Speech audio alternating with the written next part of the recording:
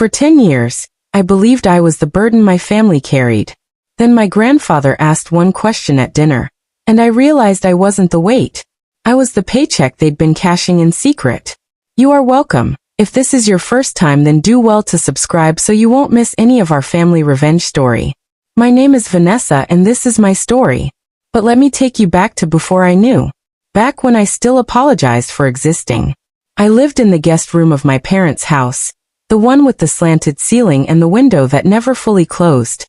My cerebral palsy made stairs difficult, made mornings slow, made me what my mother called high maintenance, in that voice that sounded patient but felt like a countdown. I was 28 and had never lived anywhere else. We don't mind, Mom would say, folding my laundry with tight, efficient movements. Family takes care of family. Dad said less. He'd just sigh when I needed help with something. Not loud, not cruel, just there. A small sound that meant this is what I deal with. I believed them. I believed I cost too much. Physical therapy, medications, the extra time it took me to do anything. I kept a mental tab, and the debt felt insurmountable. So I made myself small. I ate leftovers without complaint. I never asked for rides unless absolutely necessary. When my friends from high school stopped inviting me out, I told myself it was easier this way. Less burden on everyone. The mail came every day at 2 p.m. I'd hear the slot clang, hear my father's footsteps in the hallway. Sometimes I'd wander out, and he'd already be sorting through envelopes at the kitchen counter. Anything for me? I asked once. He didn't look up. Just bills, V. Just bills. I stopped asking. There were other moments, small, strange gaps I didn't have words for. Like when I needed new leg braces and Mom said, "Money's tight right now," while wearing a new coat. Or when I overheard Dad on the phone. "Yeah, things are good. We're managing." Managing what? I wondered. Managing me? I never said it aloud. Then one Sunday in November, my grandfather came for dinner. He sat across from me, his eyes sharper than I remembered. He watched my parents move around the kitchen, watched the way I folded into myself, watched the way I said thank you for things I shouldn't have to thank anyone for. And then he asked the question that split my life into before and after. "Venessa," he said quietly, setting down his fork. "Where's your money? What would you do if you discovered you'd been erased?" The kitchen went silent. Not the comfortable silence of family meals, but the kind that presses against your eardrums. My mother's hand froze mid-reach for the salad bowl. My father's jaw tightened. "What money?" I asked. Grandpa didn't look away from my parents. "Your disability payments, Venessa. The ones that started coming when you turned 18. I blinked. "I don't get disability payments." "Yes," he said slowly. "You do. Or rather, you should." My mother's laugh came out too bright, too fast. "Dad, this isn't the time." "When is the time, Patricia?" His voice was steady, but something sharp lived underneath it. "Because I've been asking myself that question for 3 years. Ever since I saw the deposit notification on the statement you left at my house." The room tilted.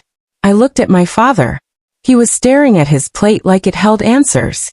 I looked at my mother. Her smile had calcified into something brittle. "You're confused," she said to Grandpa. But her eyes were on me now. "We handle Vanessa's paperwork because it's complicated, and she has enough to worry about." "How much?" I heard myself ask.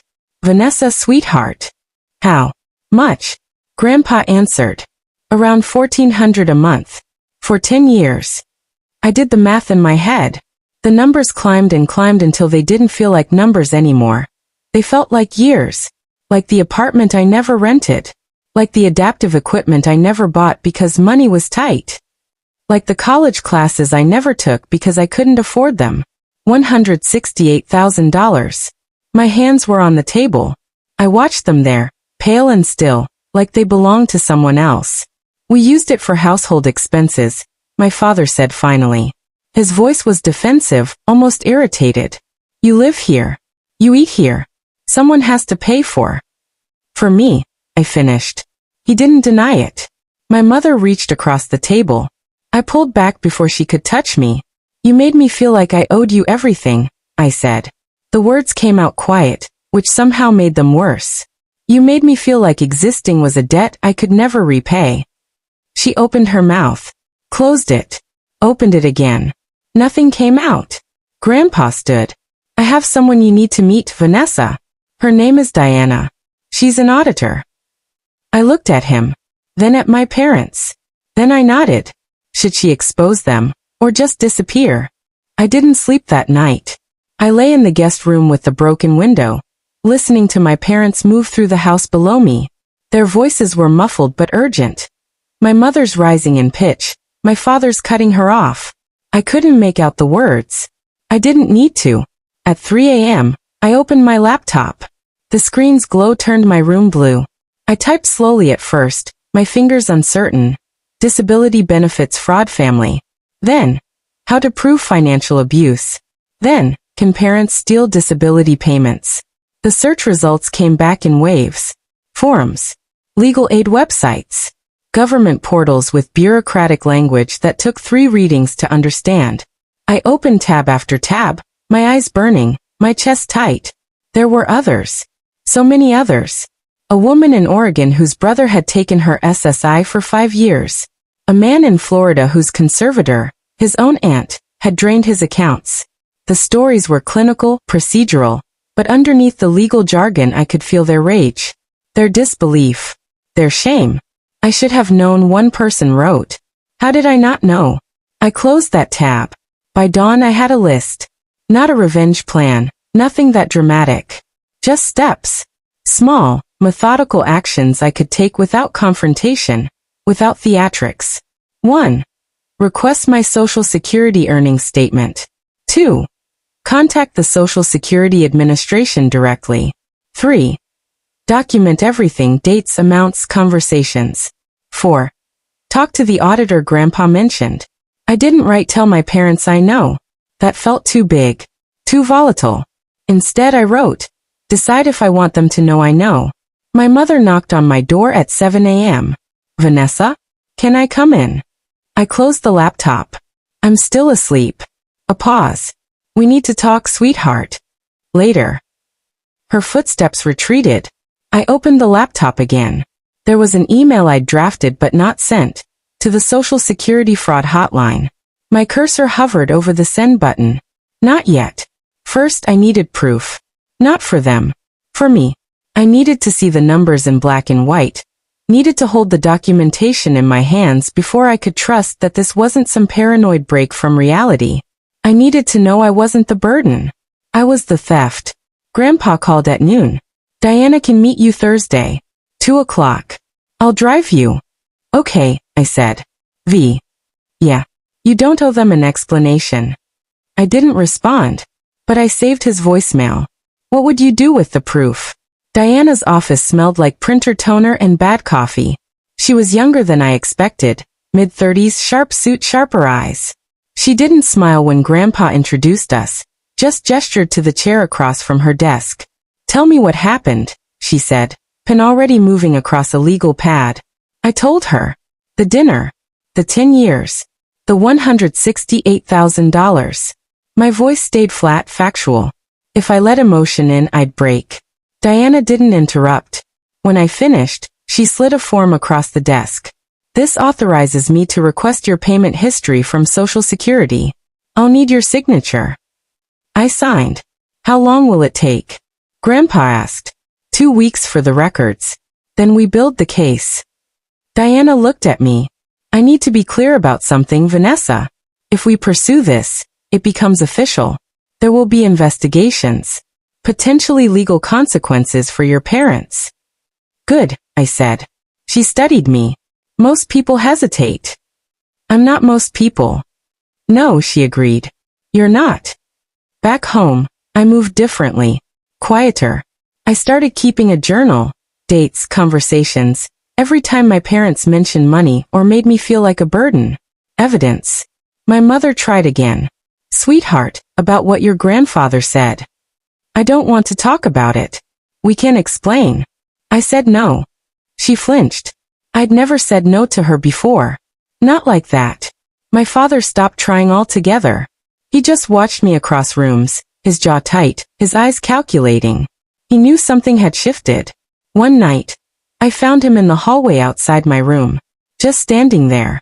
"Can I help you?" I asked. "This is still our house," he said quietly. "I know.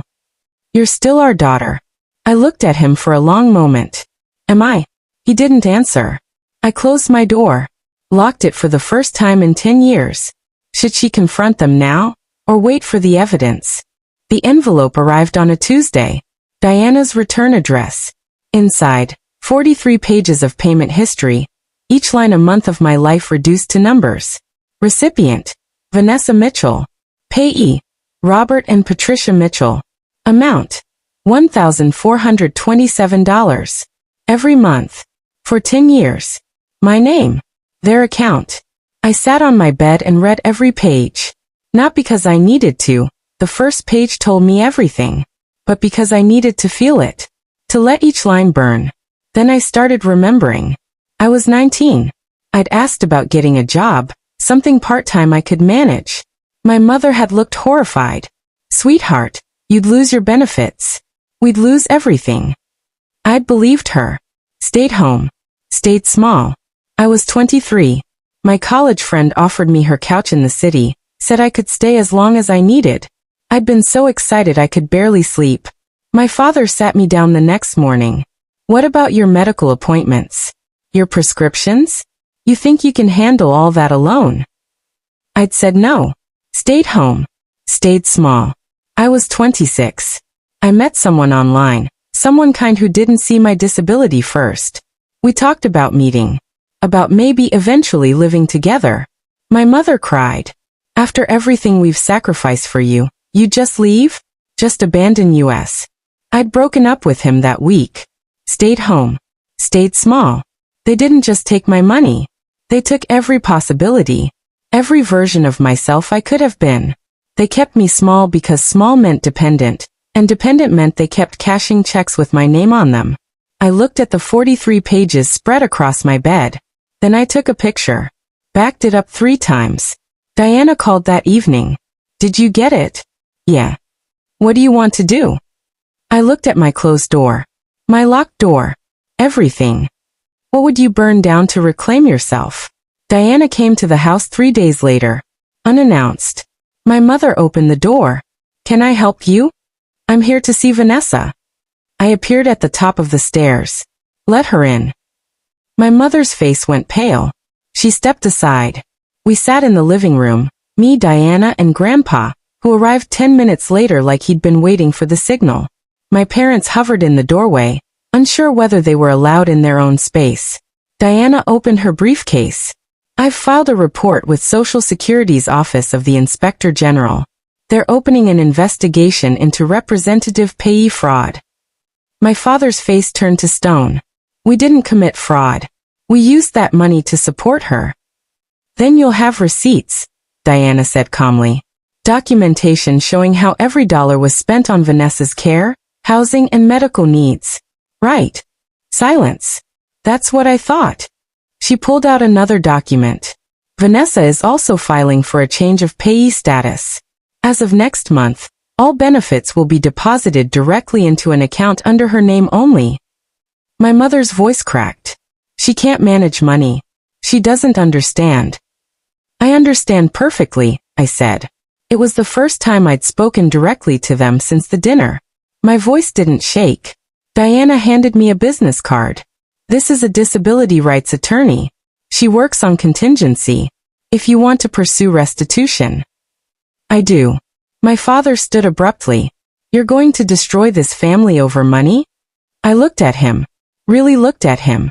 "You already did that. I'm just sending the invoice." Diana closed her briefcase. "We'll be in touch about next steps." As she left, she squeezed my shoulder. Not pity. Solidarity. I wasn't alone anymore. When does justice become revenge? The letter came from Social Security 2 weeks later. Investigation outcome. Insufficient evidence for criminal prosecution. I read it 3 times. Then a 4th. Insufficient evidence. They'd found the payments, confirmed the account wasn't mine, but without proof of intentional deprivation. Without me starving or homeless, it didn't meet the threshold for fraud charges. My parents would have to repay it. Eventually. Through a payment plan. Maybe. No arrests. No consequences. Just paperwork. I called Diana. That's it. I'm sorry, Venessa. The system isn't built for cases like yours. Financial abuse in families. It's hard to prosecute. I hung up. Sat on my bed. Stared at the 43 pages still pinned to my wall. That night, I wrote the post. Every detail. Their names. The amount. Screenshots of the payment history. I tagged every local news outlet, every disability advocacy group, every family fraud awareness page I could find. My finger hovered over post. One click. That's all it would take. Public humiliation. Social consequences the legal system wouldn't give me. I could ruin them the way they'd ruined me. I thought about my mother's face at church. My father's colleagues seeing it. Their friends, their neighbors, everyone knowing what they'd done. It would feel good. For about 10 seconds. Then I'd be the daughter who destroyed her parents on the internet. The ungrateful one. The vindictive one. And they'd become victims. I'd spent 10 years being erased. I wouldn't spend the rest of my life defined by them. I deleted the draft. Unpinned the pages from my wall. Put them in a folder marked evidence. Not for revenge, but for the restitution lawsuit. The civil case Diana said I could still win. I didn't need the world to know what they'd done. I just needed to stop living in their house. Is walking away strength or surrender? I found an apartment on a Thursday. Small, ground floor accessible. The landlord didn't ask questions when I paid first and last month's rent with the back pay Social Security had deposited directly into my new account. I didn't tell my parents I was leaving. I just started packing. My mother found me folding clothes into boxes. What are you doing? Moving out. Venessa, we need to talk about this. No, we don't. She sat on my bed uninvited. I know you're angry, but we're still your family. We made mistakes, but... Mistakes? I stopped folding. A mistake is forgetting to pay a bill. You stole from me for a decade. We didn't steal. We used it to keep this household running. Then where are the receipts, Mom? She blinked. Diana asked for documentation. Proof that every dollar went to my care. You couldn't provide it. Because it didn't. You have no idea what it costs to raise a disabled child. I'm not a child. I'm 28 years old. And you didn't raise me, you kept me. Her face crumpled. That's not fair. No, I agreed. It's not. My father appeared in the doorway that evening. Watch me tape boxes. You're really doing this? Yes. Where will you go?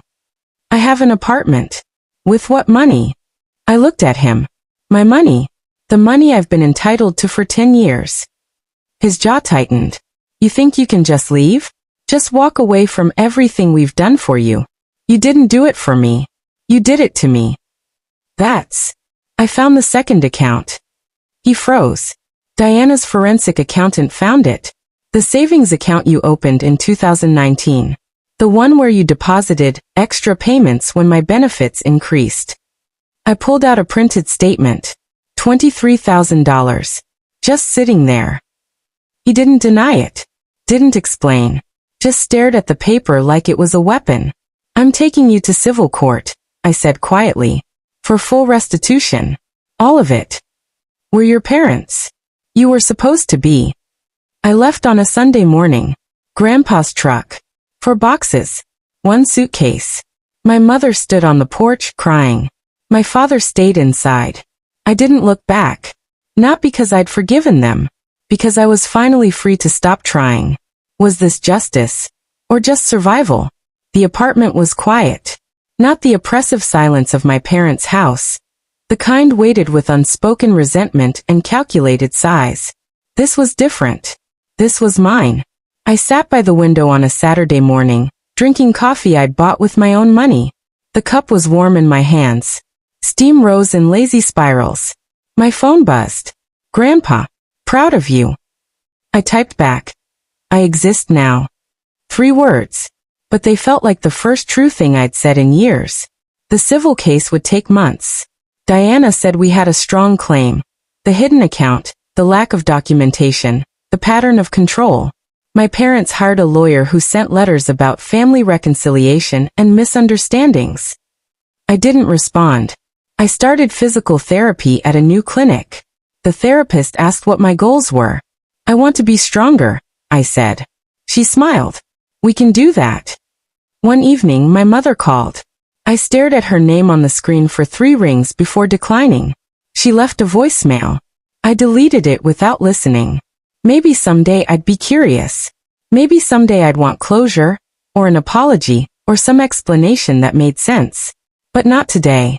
Today, I opened my laptop and enrolled in an online course, something I'd wanted to study for years but never thought I could afford. The confirmation email arrived instantly. Welcome, Venessa Mitchell. My name. My account. My choice. I looked around my small apartment. One room barely furnished, walls still bare.